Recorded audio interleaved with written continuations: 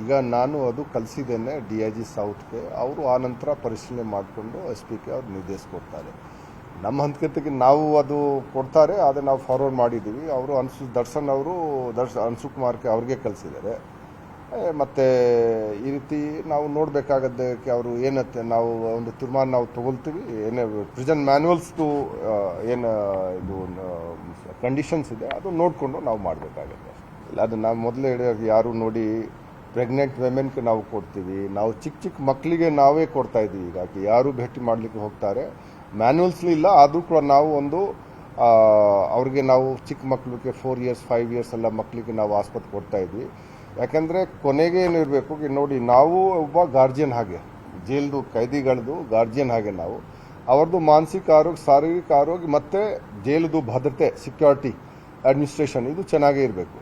So ನಾವು ಕೆಲವು ಅವ್ರಿಗೆ ಇನ್ಸೆಂಟಿವ್ ಕೊಡ್ತೀವಿ. ಯಾರು ಒಳ್ಳೆ ನಡತೆ ಇಟ್ಕೊಳ್ತಾರೆ, ಅವ್ರದ್ದು ಯಾರು ರಕ್ತ ಸಂಬಂಧಿ, ಯಾರಿಗೆ ವಯಸ್ಸಾಗಿರ್ತದೆ, ಯಾರಿಗೆ ಬೇರೆ ಸಮಸ್ಯೆ ಇರುತ್ತೆ, ಅವರು ಬಂದರೆ ನಾವು ಅವ್ರಿಗೆ ಒಂದು ಒಳ ಸಂದರ್ಶನದ್ದು ಒಂದು ಸರ್ತಿ ಅವ್ರಿಗೆ ನಾವು ಆಸ್ಪತ್ರೆ ನಾವು ಕೊಡ್ತೀವಿ.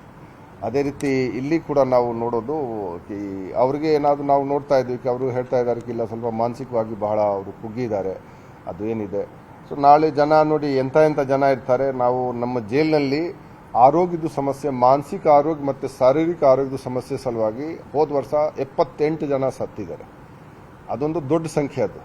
ಅದರ ಬಗ್ಗೆ ಯಾರು ಅದು ಕಾಳಜಿ ತಗೊಳ್ಳಲ್ಲ. ಬಹಳ ನಾವು ಅಷ್ಟು ಕಾಳಜಿ ನಾವು ತಗೊಂಡಿಲ್ಲ.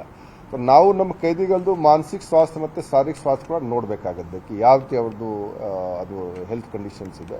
ಆ ಹೆಲ್ತ್ ಕಂಡೀಷನ್ಸ್ ನಾವು ನೋಡಿಕೊಂಡು ಕೆಲವು ಜನ ಅವರಿಗೆ ಭೇಟಿ ಮಾಡಲಿಕ್ಕೆ ಬರ್ತಾರೆ, ಆ ಪ್ರೊವಿಷನ್ ಇದೆ. ಮತ್ತು ಅದಕ್ಕೆ ಯಾರು ಅಂಗವಿಕಲ ಅವರು ಇರ್ತಾರೆ, ಅವರು ಬಂದರೆ ಅವ್ರಿಗೆ ನಾವು ಕೊಡ್ತೀವಿ.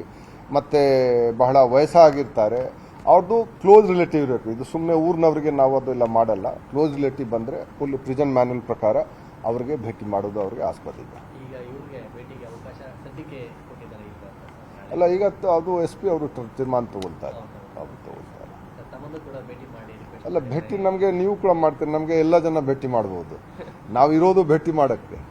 ಯಾರು ಜನಕ್ಕೆ ಸಮಸ್ಯೆ ಇದ್ದರೆ ಅವ್ರಿಗೆ ನಾವು ಅವ್ರಿಗೆ ಇದು ಅವ್ರದ್ದು ಅಹವಾಲು ಕೇಳಬೇಕು. ಅಹವಾಲು ಕೇಳಿಬಿಟ್ಟು ಯಾರಿಗೆ ಕಲಿಸಬೇಕು ಅವ್ರಿಗೆ ಕಲಿಸ್ತೀವಿ.